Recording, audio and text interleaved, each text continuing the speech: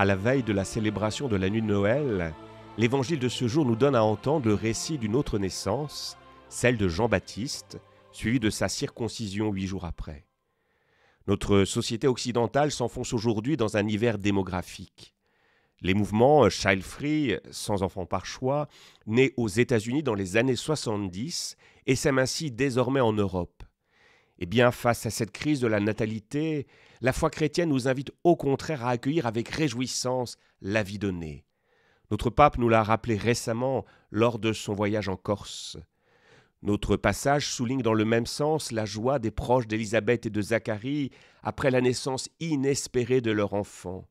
L'ange Gabriel avait d'ailleurs déjà annoncé à Zacharie « Tu seras dans la joie et l'allégresse, et beaucoup se réjouiront de sa naissance ». Alors réjouissons-nous à notre tour pour la naissance du Baptiste et plus largement pour toute naissance. Arrêtons en ce sens de râler dans nos célébrations quand un bébé se met à crier. C'est peut-être pour lui sa manière d'y participer. N'oublions en tout cas jamais que la première parole du Verbe fait chair, que nous célébrerons demain, a elle aussi été un cri. Prenons un temps aussi pour célébrer cette bénédiction reçue par Élisabeth et Zacharie. C'est là encore une bonne habitude à prendre pour nous aujourd'hui, se réjouir de toutes les bénédictions reçues par ceux qui nous entourent, plus ou moins proches. Être capable de trouver sa joie dans la joie des autres, voilà le secret du bonheur, remarquait très justement en ce sens Bernanos. Cette capacité à rendre grâce est aussi ce qui va guérir le mutisme de Zacharie.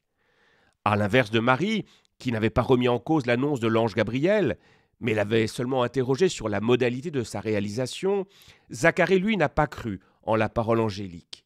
Il a ainsi exigé de l'ange un signe pour prouver ses dires. Ce signe, ce sera son mutisme, auquel il va être condamné pendant 9 mois. Mais c'est précisément dans ce silence qu'il va pouvoir approfondir et intérioriser la parole de l'ange. J'y vois pour nous aujourd'hui une invitation à apprendre à nous taire. C'est difficile, et je le sais par expérience, moi qui passe mon temps à parler.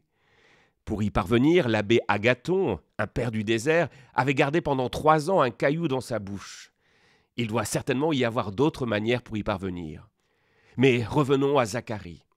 Alors qu'il voit le ventre de son épouse s'arrondir et la joie qui est la sienne, partagée avec Marie venue l'aider, notre incrédule ne peut que s'émerveiller. À Dieu, rien n'est impossible, doit-il se répéter à chaque instant. À Dieu, rien n'est impossible. Redites-le à votre tour. Ce que son intelligence avait donc été incapable de saisir, la naissance de ce petit bébé va y parvenir. La meilleure manière de devenir croyant est donc peut-être moins nos raisonnements bavards que la capacité à nous émerveiller devant la vie donnée. Comment des parents peuvent-ils en effet douter de Dieu quand ils reçoivent dans leurs mains leur petit bébé ? C'est un mystère pour moi. En tout cas, Zacharie, lui, ne doute plus un instant de l'intervention divine en sa faveur. Dieu a su en effet récompenser la fidélité de son couple, qui, malgré leur stérilité, a continué à accomplir sa mission au temple. Malgré leur épreuve, ils ont donc tenu bon dans la foi. Quel bel exemple pour nous aujourd'hui. Certes, Zacharie a douté devant l'ange, mais la naissance inespérée de Jean va aussi lui rappeler l'infinie miséricorde de Dieu. Et ce pardon, il l'accueille en même temps qu'il retrouve la parole. À l'instant même, sa bouche s'ouvrit, sa langue se délia, il parlait et il bénissait Dieu. Seigneur, ouvre mes lèvres, chantons-nous dans le psaume 50, et ma bouche annoncera ta louange. Pour nous mettre à l'école de Jean-Baptiste, soyons vigilants en ce jour à n'avoir que des paroles de bénédiction. Pour conclure, arrêtons-nous sur le nom donné au Baptiste. Celui-ci annonce en effet déjà en partie les évangiles. Selon la tradition juive de l'époque, la nomination officielle de l'enfant intervenait au jour de sa circoncision. La mère amenait l'enfant au lieu de la célébration et le donnait à son père qui, à son tour, le confiait au prêtre en énonçant le nom donné à l'enfant.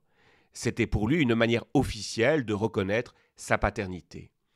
Comme Zacharie ne peut plus parler, la famille et les voisins présents pour l'occasion s'en chargent et annoncent d'eux-mêmes le nom de l'enfant sans même consulter au préalable la mère. Il s'appellera comme son père Zacharie, c'est-à-dire en français « Dieu s'est souvenu ». Comme elle le fera aussi avec Jésus, la famille, les proches, mais aussi tous ceux qui fréquentent le temple veulent donc ici tout contrôler. Leur réjouissance pour la naissance inespérée du petit bébé n'aura donc été finalement que de courte durée. Au lieu d'être dans l'action de grâce et de se demander ce que cette naissance peut signifier, ils veulent aussitôt reprendre la main et l'inscrire dans leur propre schéma et habitude. Même quand Élisabeth propose le nom de Jean, il s'y oppose. Non, il s'appellera Zacharie, on a toujours fait comme cela. J'ai presque l'impression d'entendre ici certains de mes paroissiens. Zacharie, lui, qui a eu 9 mois pour intérioriser l'événement, ne l'entend heureusement pas ainsi. Non, l'enfant, écrit-il, puisqu'il ne peut plus parler, l'enfant s'appellera Jean, comme son épouse l'a dit et comme l'ange l'avait suggéré. Jean, Dieu fait grâce. Ce nom nouveau dans sa famille annonce la nouveauté que Jean-Baptiste va incarner. Ses parents devront l'accepter et consentir à le laisser vivre sa propre vocation pour lui permettre d'accomplir ainsi l'œuvre de Dieu. Voilà encore un autre enseignement valable aussi aujourd'hui pour tous les parents. Laisser leurs enfants vivre leur vie sans projeter sur eux leurs propres désirs. Avec des parents issus d'une famille sacerdotale, Zacharie est prêtre de la classe d'Abia, Élisabeth, sa femme, est elle aussi d'origine sacerdotale, c'est une descendante d'Aaron. Avec une telle filiation, Jean aurait donc dû accomplir sa mission de prêtre dans le temple. Il fera pourtant un tout autre choix en se retirant au désert.